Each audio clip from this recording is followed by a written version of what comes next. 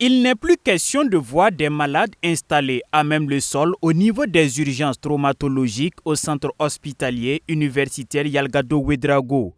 C'est un engagement de la direction générale de l'hôpital rendu possible grâce à des travaux d'extension et de réalisation de nouveaux blocs opératoires. Les capacités d'accueil, par exemple, sont passées de 23 à 70 lits en 2024.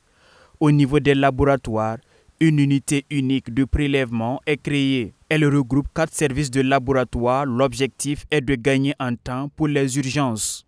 Il fallait aller à 100 mètres pour déposer le bulletin pour l'examen d'hématologie, aller de l'autre côté pour déposer l'examen de biochimie, repartir de l'autre côté pour l'examen de bactéries. Mais aujourd'hui, le patient se présente en un seul point et il est satisfait à ce point. Tu ne déposes pas ton échantillon à 8 heures, on va dire le rendu des résultats c'est à 13 heures. Non, on va te dire, on a pris ton échantillon, on a transmis, reviens dans 10 minutes, reviens dans 25 minutes, reviens dans 1 heure de temps.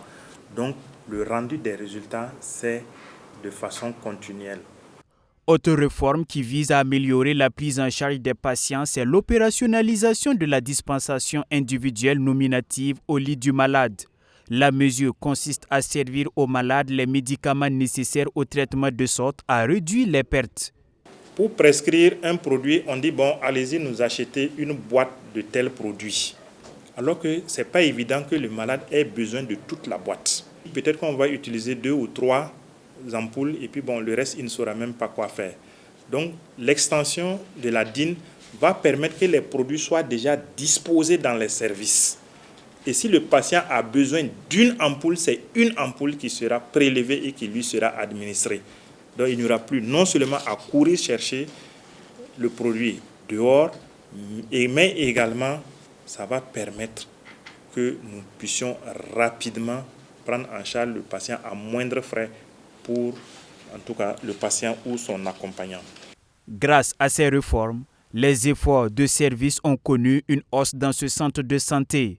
Les statistiques font état de plus de 139 750 consultations réalisées, 14 103 opérations chirurgicales effectuées et près de 300 examens de scanner produits par semaine. Nous sommes à 676 120 examens réalisés au cours de l'année 2024. Je dis bien 676 000 contre 570 000 l'année précédente. Et quant aux examens d'imagerie médicale, donc, ils se chiffrent à 36 872, tout examen confondu. Maintenant, quand nous allons dans les détails, nous voyons qu'en matière de radiologie, la radio ordinaire que nous réalisons, nous sommes à 10 500 examens réalisés en radiologie. En matière de scanner, nous avons environ 7 000 examens réalisés.